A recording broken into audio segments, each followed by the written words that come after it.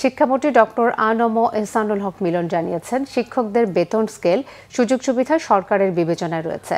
শিক্ষকদের দাবি দেওয়া নিয়ে রাজপথে আসতে হবে না।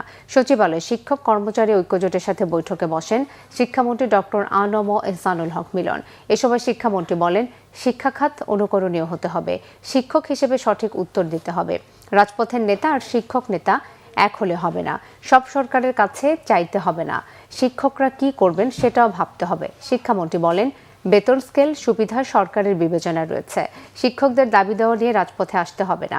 এসব বিষয়ে প্রধানমন্ত্রীর গুরুত্ব রয়েছে। তিনি আরো বলেন, দুর্নীতি করেন না এবং কাউকে করতেও দেবেন না।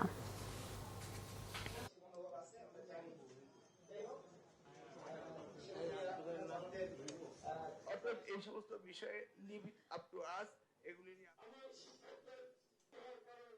আপনারা বেতন স্কেলের কথা বলেছেন, এগুলি আমাদের কনসিডারেশন সবকিছু আছে।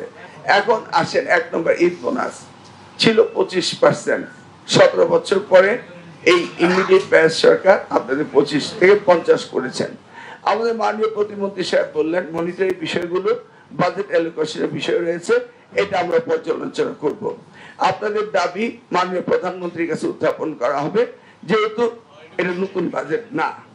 তারপরে এই আপনার এগুলি ফাংশনাল করতে সময়ও লাগবে, তবুও আমরা আপনার প্রস্তাব মাননীয় প্রধানমন্ত্রীর কাছে উত্থাপন করব। দেখি আপনাদের জন্য খানিকটা কিছু করা যায় কিনা, সেই বিষয়ে আমরা আলোচনা করব।